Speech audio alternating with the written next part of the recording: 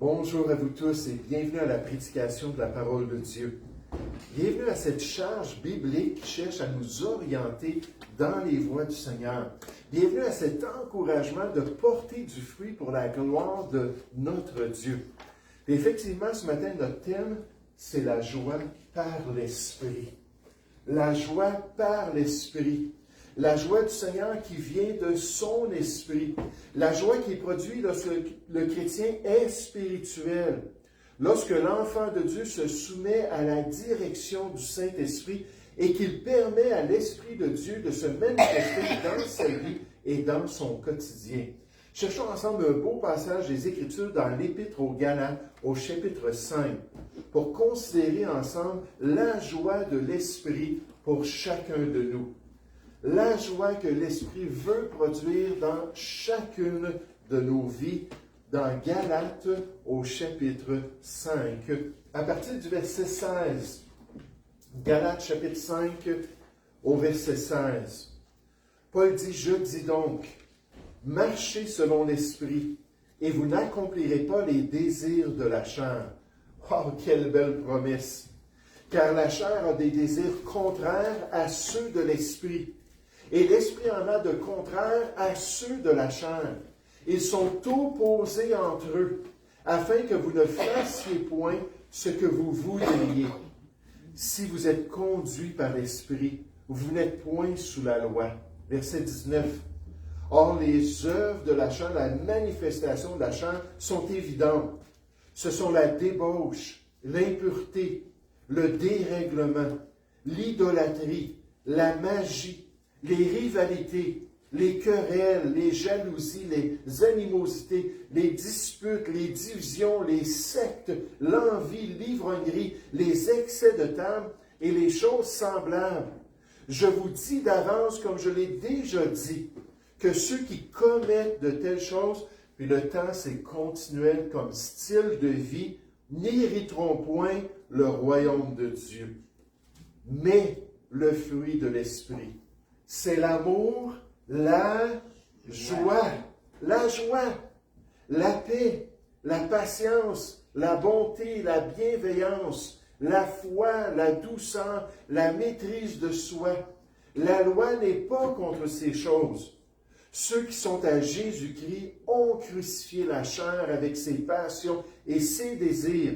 Si nous vivons par l'Esprit, marchons aussi selon l'Esprit. Alors, qu'est-ce qu'on apprend ce matin de la parole de Dieu? Comment pouvons-nous porter du fruit pour le Seigneur? Comment pouvons-nous donner plus de place et plus d'accès à l'Esprit de Dieu pour être joyeux et être des chrétiens spirituels dans les voies de Dieu? Ce que j'aimerais faire ce matin, c'est décortiquer ce passage-là. Puis regarder comment l'apôtre Paul nous dit qu'on peut être victorieux, qu'on peut avoir une vie différente. Parce que si vous êtes sauvés ce matin, c'est un grand si, c'est conditionnel dans les Écritures. Si vous êtes sauvés ce matin, vous avez l'équipement à l'intérieur de vous pour vous permettre de porter ce beau fruit-là au verset 22, notre verset du mois, et de pouvoir glorifier Dieu alors que vous le faites. Et ce matin, j'aimerais qu'on puisse considérer ensemble que le choix appartient aux chrétiens. Le choix appartient aux chrétiens. Il appartient à l'enfant de Dieu. Il appartient à celui qui connaît le Seigneur, à celui qui a reçu la nouvelle vie en Jésus et qui, par conséquent, n'est plus esclave de ses vieilles habitudes et de son vieil homme, qui a tout le potentiel désormais de porter fidèlement du fruit pour son Dieu. C'est ce que notre texte biblique nous encourage ici à voir. Il souligne que c'est notre choix alors que Dieu nous demande de faire ce choix-là. Regardez au verset 16. Paul dit, « Je dis donc, marchez selon l'Esprit. » Marchez selon l'Esprit. Donc Dieu nous dit, c'est un choix que vous pouvez faire si vous êtes chrétien. Marcher selon l'Esprit, en passant, dans l'original, c'est un impératif présent. C'est le temps continuel, le temps en grec qui présente un style de vie. une pratique quotidienne, une conduite de tous les jours. Donc, on nous dit, faites ce choix-là, marchez selon l'Esprit, et vous n'accomplirez pas les désirs de la chair. On voit la même chose au verset 24. Regardez au verset 24. Ceux qui sont à Jésus-Christ, les chrétiens, les sauvés, les enfants de Dieu, ceux qui sont à Jésus-Christ, ont crucifié la chair avec ses passions et ses désirs. C'est une réalité dans leur vie, un potentiel continu de leur existence. Verset 25. Si nous vivons par l'Esprit, marchons aussi selon l'Esprit. Alors saisissons tout ce potentiel, puis marchons selon l'Esprit pour accomplir le plan de Dieu ici-bas. Le pasteur Warren Wiersbe nous rappelle que la vie chrétienne ne se vit pas par la volonté seule, mais de même par la puissance de l'Esprit. Lorsque nous marchons selon l'Esprit, lorsqu'on fait ce choix-là, lorsqu'on accepte de laisser tout ce potentiel-là passer à travers nous et se manifester, nous avons la liberté et la capacité de dire non au péché et oui à Dieu. La victoire n'est pas automatique, mais elle est accessible et c'est un choix pour chacun de nous. C'est un choix pour l'enfant de Dieu. C'est notre choix en tant que chrétien. Nous sommes libres de suivre le plan de Dieu pour notre vie. Nous pouvons permettre à l'Esprit de Dieu de diriger notre quotidien et de produire en nous cette nouvelle orientation-là. Puis ma question pour chacun de nous, puis la question que je me suis posée, c'est qu'est-ce que je décide concernant l'Esprit de Dieu? Est-ce que je décide de mourir à moi-même? Est-ce que je décide de crucifier mes désirs, mes ambitions qui sont contraires à la volonté de Dieu? Est-ce que je suis prêt à dire non, Jean, tu ne feras pas cela? Parce que ça n'honore pas Dieu, ça ne glorifie pas Dieu. 1 Corinthiens 10, 21, soit que vous mangiez, soit que vous buviez, des choses très simples, ou que vous fassiez quelque autre chose, n'importe quoi, faites tout pour la gloire de Dieu. On devrait toujours, c'est un principe de vie, se poser la question, est-ce que ma conduite, est-ce que mon choix, c'est pour la gloire de Dieu? Ça plaît au Seigneur. C'est ce choix-là qu'on peut faire en tant que chrétien à tous les jours. Chaque jour nous offre le choix évident et la véritable liberté de nous soumettre à la direction de l'Esprit, de suivre sa volonté et ce faisant, de marcher dans une victoire continue sur les tentations et les exigences de notre nature pécheresse. C'est ce qui m'encourage au verset 16, alors qu'on dit « Marchez selon l'Esprit ». Vous n'accomplirez pas les désirs de la chair. Pourquoi? Parce que l'Esprit est tout-puissant. Parce que l'Esprit va nous donner la maîtrise de soi. Parce que l'Esprit va pourvoir la victoire. Je ne sais pas pour vous, mais je vous le dis ce matin, ça m'excite. Ça m'encourage de voir que Dieu ne nous a pas laissés orphelins, qu'il nous a donné tout ce potentiel-là pour accomplir sa volonté dans ce monde. On nous dit, la vie victorieuse ne se mérite pas, mais elle est le fruit d'un choix délibéré à chaque instant, de demeurer dans la puissance habilitante qui nous permet, par le Saint-Esprit, de vivre pour lui et de dépendre de lui. Ça m'avait frappé, un pasteur partageait ça à un moment donné dans une conférence. J'étais allé en Californie dans une grosse conférence, il y avait des milliers de pasteurs.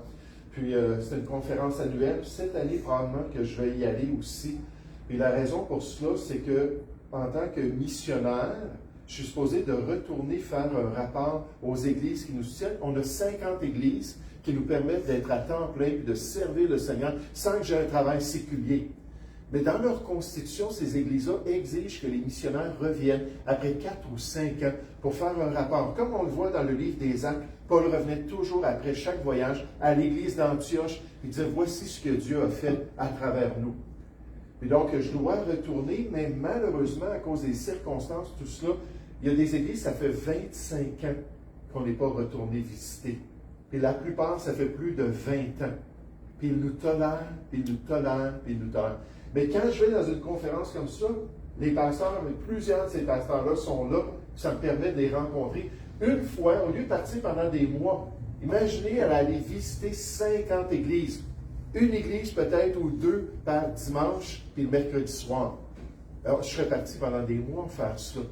Mais au moins, en allant là-bas, ça me donne cette opportunité-là. Fait que j'étais dans cette conférence-là, il y avait des prédicateurs, c'était édition, on avait des messages après messages d'exhortation. Soyez fidèles, continuez à dispenser droitement la parole de Dieu. 2 Timothée 2,15, c'est le grand mandat du pasteur. Toutes sortes de choses qu'on nous encourageait à faire. Puis à un moment donné, il y a un pasteur qui est venu pour prêcher, puis il a dit, j'ai une confession à faire. C'est que je marche dans la chair bien souvent, puis que je n'accomplis pas ce que Dieu veut pour moi. Un pasteur d'expérience, là, ça y a des années. En passant, il n'y a pas d'élite spirituelle, là. On lutte tous avec nos péchés. Jacques dit en tant qu'apôtre de Jésus-Christ, nous bronchons tous de toutes sortes de manières. Il n'y en a pas de chrétiens parfaits. On a tous une chair, on a tous des problèmes. Il dit souvent, je suis dans la chair. Souvent, je brime les chrétiens de mon Église. Souvent, je fais des choses qui sont vraiment déshonorantes pour le Seigneur. Il dit là, j'ai déterminé de demander continuellement, remplis-moi de ton esprit. Remplis-moi de ton esprit. Éphésiens 5 au verset 18. Soyez remplis de l'esprit. Puis la charge dans cet impératif-là, c'est passif, c'est-à-dire non, c'est actif, on nous demande de laisser l'esprit venir puis nous remplir, puis c'est ce qu'il veut faire. Il faut lui donner accès. Il ne défoncera pas la porte de notre cœur pour nous forcer à être spirituel. Il faut être prêt à dire oui, Saint-Esprit. Puis il dit là, il dit c'est terminé la chair, c'est terminé vivre égoïstement, c'est terminé le rechercher des gains honteux. Il dit c'est plus ça qui va être la réalité dans ma vie. Remplis-moi de ton esprit. Là, j'ai entendu ça, puis je me suis dit, il faut qu'à chaque jour, je commence comme ça, ma journée. C'est exactement, je me lève, le cadran sonne, je me mets à genoux, je commence à prier, je passe un temps, puis je prie pour tous les chrétiens de l'Assemblée, puis je demande le Seigneur qu'il bénisse à chaque jour, une journée, à chaque jour suffit sa peine, à chaque jour du Seigneur, aujourd'hui, bénis tes enfants. Là, je vais parler des 3 Francines qu'on a ici. Je vais parler de Guy, je vais parler de Johnny, je vais parler de toutes les personnes, Jean-Bernard, puis j'oublie pas ton épouse aussi. Puis là, je vous amène tous devant le trône de la grâce. Et là, je dis, Seigneur, j'ai besoin de ton Saint-Esprit. Et vous savez, ce n'est pas juste en me levant, c'est plus tard dans la journée aussi. Remplis-moi de ton esprit. Seigneur, j'ai besoin de ton aide pour accomplir ta volonté, pour pouvoir te glorifier. Est-ce que c'est ce qu'on fait en tant que chrétien? Est-ce que c'est notre choix quotidien? Est-ce qu'on lui permet, étant donné qu'on est en Jésus-Christ, qu'on a cette liberté spirituelle, de venir nous transformer dans les voies de Dieu? Maintenant, pour nous motiver à nous faire remarquer que le fruit appartient aussi aux chrétiens. Le fruit appartient aux chrétiens.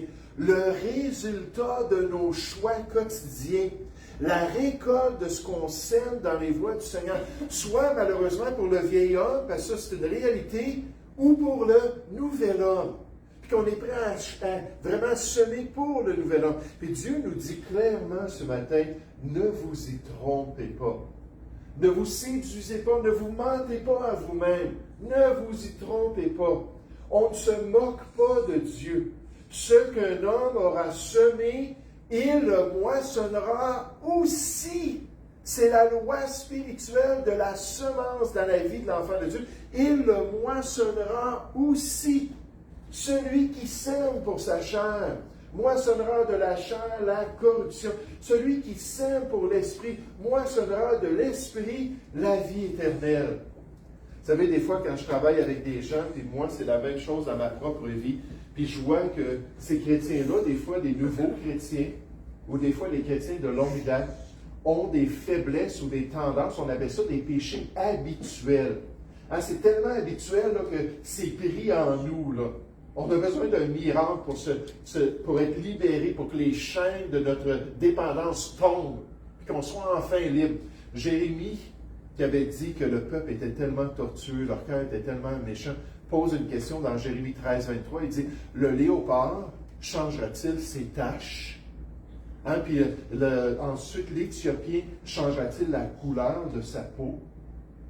Il dit, comment pourriez-vous faire ce qui est bien, vous qui êtes accoutumés à faire ce qui est mal? Puis Puis il y a des choses comme ça qu'on tolère, puis qu'on sème dans notre vie. Puis là, on est tellement faible, on a tellement de la misère à résister, on a tellement de la misère à dire non à la tentation. Mais pourquoi? Parce qu'on récolte. On devient de plus en plus faible alors qu'on sème ces choses-là. Et la question pour vous ce matin et pour moi, c'est qu'est-ce qu'on sème dans notre quotidien? Je sais qu'il y a des gens qui vont me parler de certains péchés, puis je vais dire, oui, mais est-ce que à chaque jour ou à chaque semaine, tu en profites pour aller voir ces sites que tu ne devrais pas regarder, ou tu en profites pour aller te tenir avec ces gens que tu ne devrais pas côtoyer? Et là, quand tu fais ça, la Bible dit, on ne se moque pas de Dieu, on va récolter. Celui qui sème pour la chair moissonnera de la chair la corruption avec ses conséquences, ses effets. Et celui qui sème pour l'esprit, c'est ça notre motivation ce matin, moissonnera de l'esprit la vie éternelle, tout le potentiel de notre salut, tout ce qu'on a reçu en Jésus-Christ. La Bible nous dit qu'on va pouvoir le récolter si on est juste prêt à semer à la bonne place et à laisser l'Esprit se manifester. Et remarquez que dans tout ce potentiel de joie, parce qu'on parle de la joie comme thème cette année dans notre quotidien, on voit que notre thème, le texte biblique affirme cela aussi. Tout ce potentiel. Mais regardez au verset 19 de Galates chapitre 5. On nous dit, or, les œuvres de la chair sont évidentes. Les manifestations de la chair, les fruits d'une vie charnelle, les résultats de mauvais choix quotidiennement sont évidents ou manifestes dans la vie du croyant. Ce sont la débauche, l'impureté, le dérèglement, l'idolâtrie, la magie, les rivalités, les querelles, les jalousies. Pensons à nos relations. Là, si on est charnel, nos relations avec nos enfants, nos relations avec notre conjoint, nos relations avec les chrétiens, ça ne sera pas la même chose que si nous sommes spirituels. Ça affecte les relations. Comment est-ce qu'on vit notre vie chrétienne? Les rivalités, les querelles, les jalousies, les animosités, les disputes, les divisions, les sectes. Verset 21. L'envie, l'ivrognerie, les excès de table et les choses semblables. Je vous dis d'avance, comme je l'ai déjà dit, que ceux qui commettent de telles choses n'hériteront point le royaume de Dieu. Si c'est la caractéristique dans notre vie qu'on est idolâtre, si c'est la caractéristique de notre vie qu'on vit dans le dérèglement, on ne veut aucune limite, aucune règle, aucune norme dans notre vie, on fait juste tout ce qu'on désire. Il ne vient pas m'imposer quoi que ce soit d'autre. Si c'est la caractéristique qu'on est impur ou dans la débauche, et Dieu est en train de dire, si c'est ton style de vie, pose-toi la question, est-ce que tu es réellement sauvé? Est-ce que, comme les Corinthiens, 2 Corinthiens 13 au verset 5, Paul l'aurait dit à la fin de la deuxième épître, où il a tout repris encore ce qu'il avait dit, puis qu'il avait encouragé les Corinthiens à changer. Il a dit, examinez-vous vous-même pour savoir si vous êtes dans la foi. Si on n'a pas de victoire, si on n'a pas une vie différente, si l'Esprit n'est jamais en train de produire son fruit et de nous transformer, on peut juste se poser la question, est-ce que je suis un enfant de Dieu? Romains 8, 9 nous dit, si on n'a pas l'Esprit de Dieu, on n'appartient pas à Jésus-Christ. En fait, si on n'a pas l'Esprit de Dieu, si on n'est pas scellé de l'Esprit de Dieu, nous ne sommes pas des chrétiens. C'est pour ça que c'est important de considérer ça ce matin. Regardez, alors qu'on arrive au verset 22, notre verset du mois. Mais, quel contraste, mais, le fruit de l'esprit, c'est l'amour, la joie, la paix, la patience, la bonté, comme on a besoin de bonté les uns envers les autres, la bienveillance, la foi, la douceur, la maîtrise de soi. La loi n'est pas contre ces choses. Alors, notre choix en tant que chrétien est entre la chair et sa corruption, son péché, sa souillure, ou l'esprit et la manifestation bénie du nouvel homme par les éléments de notre salut, les éléments de la vie éternelle qu'on a reçus en Jésus-Christ. Ces choses-là qui, après notre conversion, étaient présentes, ces choses-là qui se sanctifient, qui se développent dans notre vie. Puis là, on a le choix, est-ce qu'on va avoir une vie chrétienne merveilleuse ou est-ce qu'on va avoir une vie chrétienne qui est vraiment pas grand-chose? Parce qu'un chrétien immature, un enfant en Christ qui ne porte pas de fruits, ça n'honore pas le Seigneur. Un chrétien charnel ne plaît pas à son Dieu. Et là, on peut faire ce choix-là en tant qu'enfant de Dieu. Paul le décrit ainsi. Il dit, et l'affection de la chair, c'est la mort, c'est une séparation spirituelle de Dieu, d'une communion avec Dieu. Dieu est lumière, on ne peut pas marcher dans les ténèbres et être en communion avec lui. Tandis que l'affection de l'esprit, c'est notre motivation ce matin. L'affection de l'esprit, c'est la vie et la paix. La paix dans nos relations, la paix dans la famille, la paix à l'Église, alors qu'on marche selon l'Esprit de Dieu. Quelles conséquences opposées. Paul continue et dit, si vous vivez selon la chair, vous mourrez. Mais si par l'Esprit, vous faites mourir les actions du corps, vous vivrez. Et vous serez en mesure d'accomplir la volonté de Dieu. Encore une fois, le choix est entre nos mains. En tant que chrétiens, quel genre de vie chrétienne désirons-nous dans ce monde? Une vie avec de la corruption, de la souillure de toutes sortes, ou une vie bénie du Seigneur et paisible dans toutes nos relations? Alors que c'est l'Esprit qui prend le contrôle. Alors que ce sont les paroles qui vont être bénies par l'Esprit, alors que notre conduite va être dirigée par l'Esprit, alors que l'amour de l'Esprit, Romains 5,5, l'Esprit nous remplit de l'amour de Dieu, va venir se manifester dans notre quotidien, envers nos enfants, envers nos parents, envers notre conjoint, dans toutes nos relations, alors que Dieu veut nous utiliser pour sa gloire. Rappelons-nous que la vie du croyant est un choix constant. Suivre l'esprit ou satisfaire la chair. L'un mène à la vie, l'autre, ultimement, à la destruction. Au 18e siècle, mon écran est toute partie, désolé. Ça arrive, la technologie, une fois de temps en temps, mais au 18e siècle, une communauté morale de Erhard en Allemagne, une communauté chrétienne morale, a subi un changement remarquable dans leur marche avec le Seigneur. Après une longue période de conflits et de division dans la communauté, ces chrétiens cherchèrent la solution à leur tiraillement dans les Écritures. Ils furent alors persuadés que l'Église devait prier pour avoir une victoire durable pour la gloire de Dieu. Ils voyaient les problèmes, ils voyaient les chicanes, ils voyaient que les chrétiens n'étaient pas capables de se supporter les uns les autres.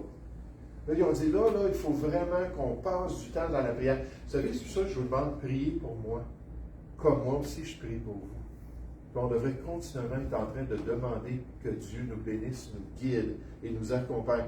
Et que leur dépendance, ils ont conclu dans les Écritures, que leur dépendance du Saint-Esprit était la clé à leur victoire personnelle.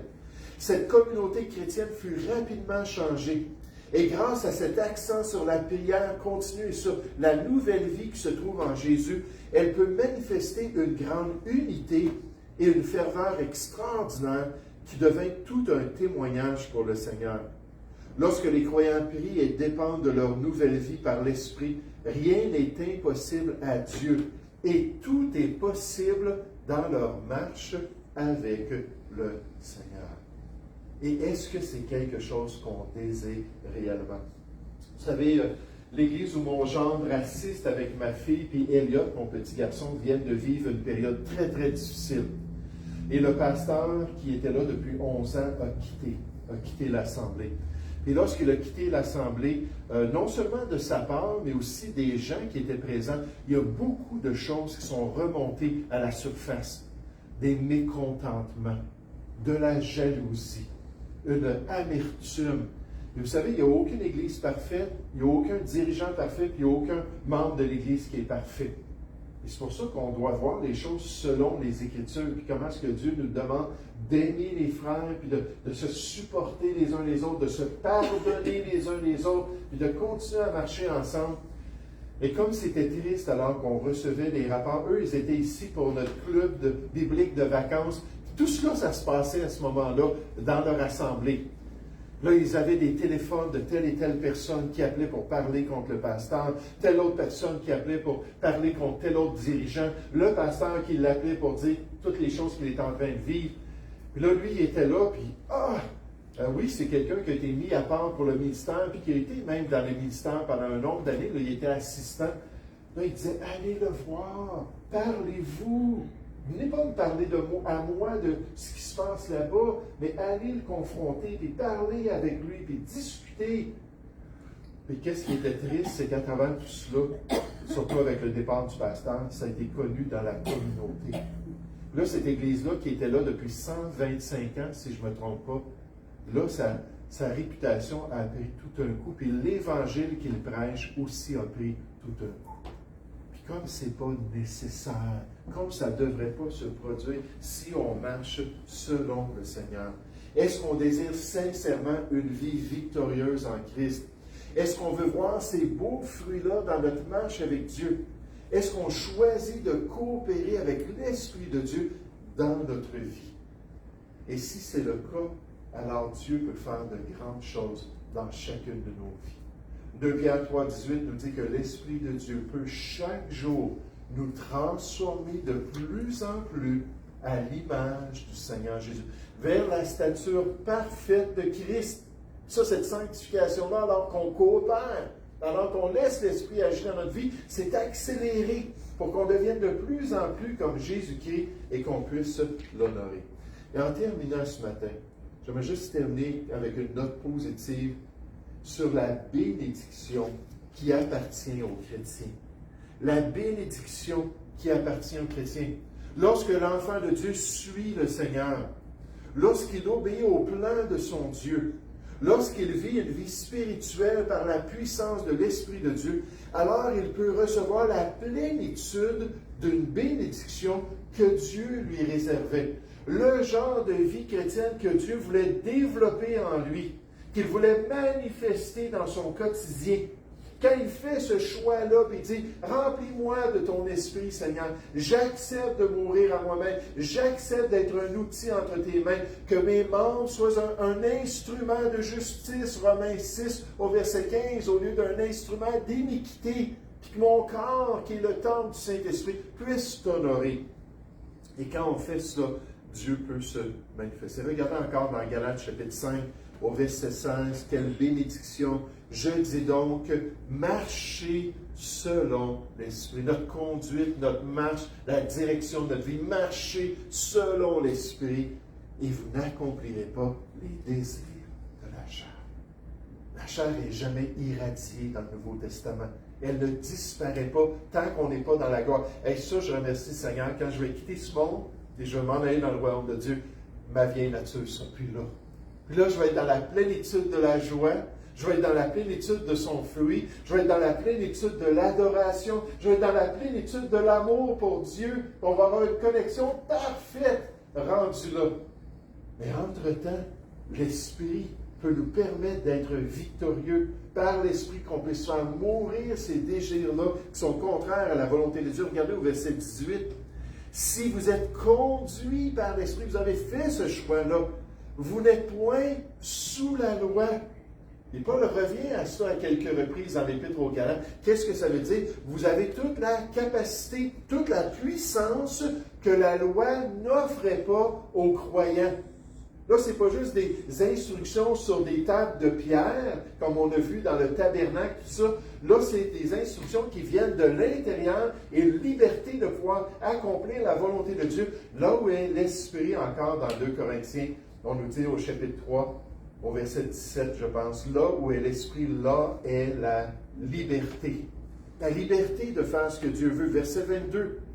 Mais le fruit de l'Esprit, quelle bénédiction!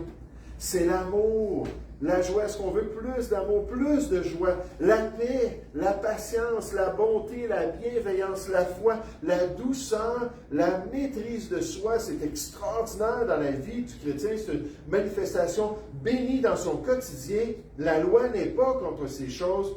Ceux qui sont à Jésus-Christ, lorsqu'on fait le choix, ont crucifié la chair avec ses passions et ses désirs, pour vivre une vie victorieuse et glorieuse pour la gloire de leur Dieu. Le fruit de l'Esprit est la marque d'une vie véritablement soumise à Christ. Lorsque nous laissons l'Esprit agir en nous, nous éprouvons la joie, la paix et l'amour, qui sont les bénédictions d'une vie enracinée en lui. Ce pasteur nous dit, Charles Spurgeon, un homme rempli de l'Esprit sera rempli d'amour, de joie, de paix et de tous les autres fruits, moi je dirais toutes les autres manifestations du fruit de Dieu. Il n'aura pas besoin de dire aux gens qu'il est rempli de l'Esprit, ils le seront par sa vie. C'est une vie bénie, car c'est Christ qui vit en nous par la puissance de l'Esprit. Je me souviens d'avoir été témoin d'une division dans notre église à Boucherville, puis de tout ce qui s'était produit pendant les réunions et hors des réunions. Puis une des choses qui était remarquable, c'est qu'il y avait une personne qui était en plein centre de toute la tempête, qui était accusée de toutes parts. Les gens étaient durs avec lui, les gens étaient insultants avec lui. Puis cette personne-là, toutes les fois que j'étais présent, était toujours remarquable par son calme, toujours remarquable par son beau sourire, sa sincérité, alors qu'il disait « Hey, je suis désolé que ça vous ait offensé. Pardonnez-moi d'avoir agi comme ça envers vous. » Mais tout le temps, dans toute la circonstance, jamais on l'a vu s'irriter. Jamais on l'a vu être frustré. Jamais est-ce qu'il est devenu rouge de colère.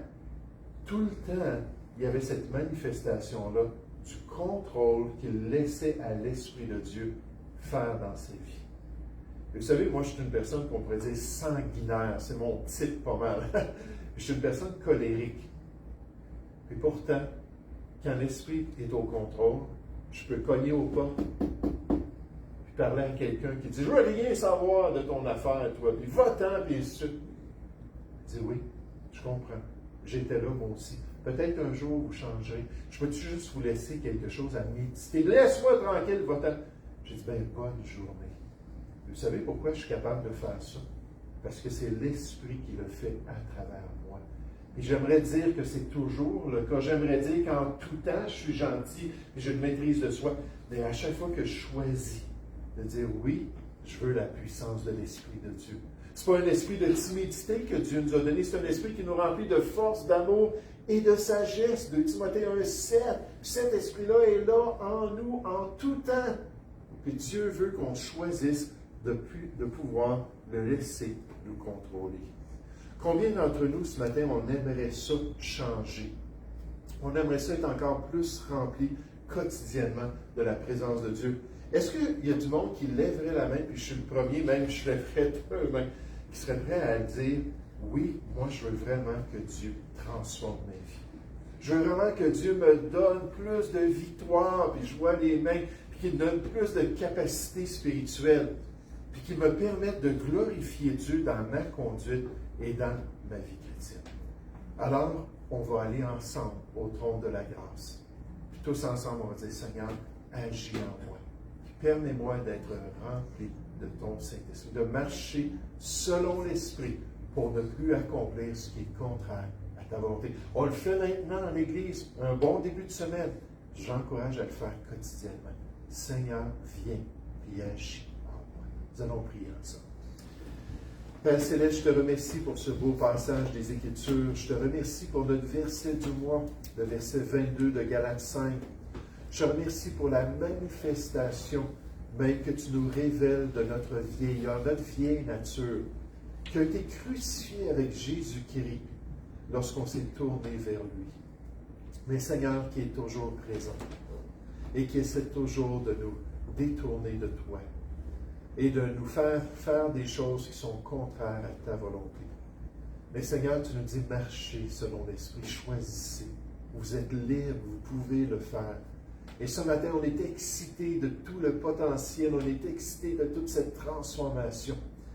Et je te demande, Père, que tu puisses nous ramener à l'esprit quotidiennement ce besoin-là de vivre une vie spirituelle. De dire oui, oui à l'Esprit de Dieu. Viens, utilise mes mains, utilise ma bouche, remplis mes pensées, amène-moi aux bonnes conduites pour pouvoir te glorifier et te plaire. Et Seigneur, j'ai vu toutes ces mains-là, la majorité des gens ce matin, qui ont levé la main et qui ont dit, oui, je veux changer. Oui, je veux être plus spirituel. Oui, je veux expérimenter plus de liberté par l'Esprit. Et Père Céleste, je te prie que tu puisses agir dans chaque cœur. Je te prie que tu puisses faire tomber ces chaînes-là de nos habitudes. Et je te prie qu'on puisse voir par l'Esprit une victoire et une liberté comme jamais auparavant. Et vers cette stature parfaite de Christ, on aura toujours besoin de revenir à cette vérité-là, que ça prend une vie spirituelle. Il faut marcher sur l'Esprit, il faut être conduit par ton Saint-Esprit.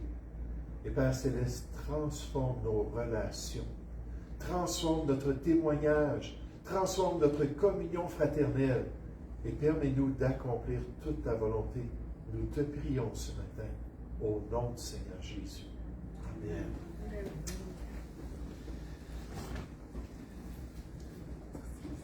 J'aimerais vous demander de vous lever.